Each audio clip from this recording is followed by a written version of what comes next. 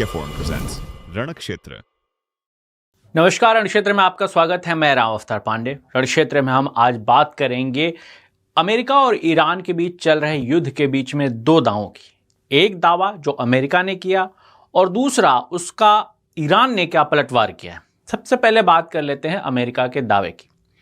Donald Trump ने दावा किया कि पिछले 2 दिनों में वॉशिंगटन और तेहरान के बीच में बात हुई है, जिसके बाद 5 दिन के लिए पूरे युद्ध को पॉज लगाया गया, यानी उस पर रोक लगाई गई है। और ये फैसला इस आधार पर हुआ कि वॉशिंगटन और तेहरान के बीच में बातचीत हुई है, जो कि बड़ी ही अच्छी बातचीत हुई है। एग्जैक्टली उन्होंने क्या कहा, आपको ये बताते हैं। Over the last 2 days, Washington and Tehran have had a very good and productive conversation regarding a complete and total resolution of our hostilities in Middle East। यानी जो अभी खाड़ी के देशों में जो लड़ाई चल रही है, जो ईरान की कार्रवाई मिडिल ईस्ट के बाकी देशों पे हो रही है, ईरान पर, अमेरिका और इजराइल पर हो रही है, इस पूरे मुद्दे को लेकर पिछले 2 दिनों में तेहरान और वाशिंगटन में अच्छी बातचीत हुई है। उन्होंने ये भी दावा किया कि इसकी शुरुआत उन्होंने की, यानी ईरान ने की, और वो डील करना चाहते थे, जिसके बाद ये बात शुरू हुई। और इस पूरे बातचीत में अमेरिका के जो पार्टनर्स कंट्रीज हैं मिडिल ईस्ट में, वो भी इस बातचीत में शामिल थी। और इस पूरे बातचीत के बाद ये फैसला लिया गया कि 5 दिनों तक युद्ध को विराम दिया जाए, और उसके बाद ये फैसला लिया जाएगा कि ये बातचीत कहाँ तक जाती है, और इस बातचीत के परिणाम आने के बाद अमेरिका आगे की कार्रवाई करेगा। ऐसा डोनाल्ड ट्रंप का दावा है। लेकिन ईरान ने इस तरह की किसी भी बातचीत से इनकार किया है। ईरान ने क्या कहा, आपको यह भी बताते हैं। No negotiations have taken place and none are underway. With this kind of psychological warfare, neither the Strait of Hormuz will return to pre-war condition, nor will calm return to energy market. Iran का कहना है कि इस तरह की ना कोई बातचीत हुई है और ना ही कोई बातचीत अभी हो रही है। इस तरह के साइकोलॉजिकल वॉरफेयर से स्टेट ऑफ हॉर्मुज पर कोई असर नहीं पड़ेगा। स्टेट ऑफ हॉर्मुज इस समय बहुत महत्वपूर्ण है, क्योंकि दुनिया का 20% तेल इसी रूट से इंटरनेशनल मार्केट में आता है, जो कि अभी पूरी तरह प्रभावित है।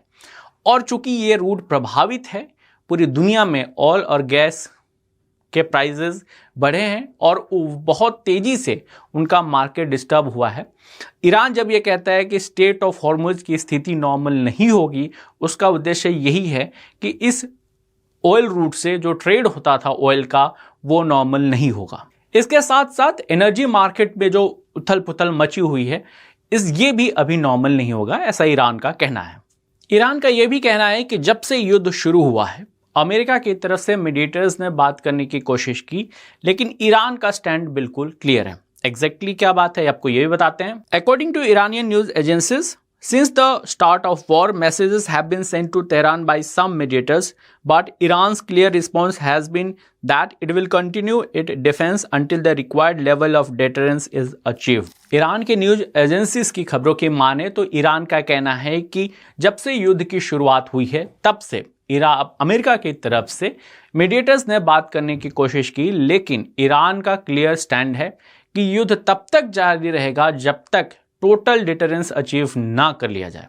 इसके साथ ही ईरान ने डोनाल्ड ट्रंप के बातचीत करने के दावे को फेक न्यूज़ बताते हुए कहा कि डोनाल्ड ट्रंप ये बात ऑयल मार्केट और ऑयल एनर्जी मार्केट में जो उथल पुथल हुई है, उसको कंट्रोल करने के लिए उन्होंने ये बयान दिया है।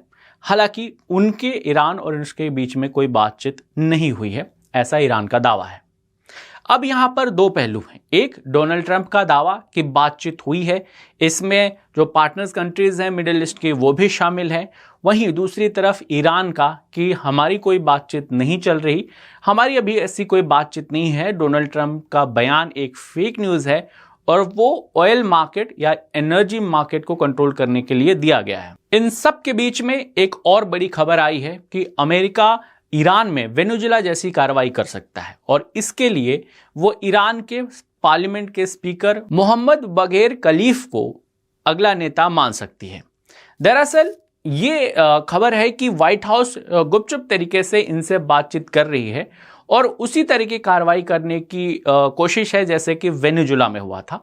वेनेजुएला में भी शुरुआत में वेनेजुएला पर प्रतिबंध लगे, उस पर कई तरह के प्रतिबंध लगे, उसके ऑयल मार्केट को रोका गया, यहाँ तक कि वेनेजुएला के राष्ट्रपति पर ड्रग्स के भी आरोप लगे, ड्रग्स व्यापार के आरोप लगे। एक मिलिट्री कार्रवाई की गई जिसमें वेनेजुएला के राष्ट्रपति को उठा लिया गया और उसके बाद वहां अगले नेता को चुना गया। और एक अब जो वेनेजुएला और अमेरिका के बीच में डील हुई है, इसके अंतर्गत अमेरिकन कंपनीज वेनेजुएला में तेल का व्यापार कर सकती हैं। पूरा एक military operation, targeted military operation हुआ और पूरी देश की सत्ता बदल दी गई, रेजिम चेंज कर दी गई और अगला नेता उस व्यक्ति को बैठाया गया जो अमेरिका के नीतियों से सहमत है और अमेरिका के दिए हुए गाइडलाइंस पे काम करने को तैयार है, जिसके अंतर्गत अमेरिकन कंपनीज वेनेजुएला के तेल को लेकर व्यापार कर सकती हैं। इस खबर के अनुसार अमेरिका गुपचुप तरीके से ईरान के स्पीकर से बातचीत कर रही है और वेनेजुएला जैसी कार्रवाई कर सकती है। वो एक हॉट ऑप्शन हो सकते हैं, यानी व्हाइट हाउस इसके बारे में कंसीडर कर सकता है। लेकिन ये भी इस आर्टिकल में दावा किया गया है कि सिर्फ वही एक ऑप्शन नहीं है, और भी ऑप्शन तलाशे जा रहे हैं। इसके अलावा एक और फिगर है जो इस आर्टिकल के अनुसार नाम कंसीडर किए जा रहे थे, रेजा पहलवी, जो कि ईरान के पूर्व राजशाही सब परिवार से संबंध रखते हैं और प्रिंस हैं, लेकिन उनको इस बात को लेकर उनके नाम को ऑप्शन में नहीं रखा गया कि शायद ईरान की जनता उन्हें एक्सेप्ट ना करे।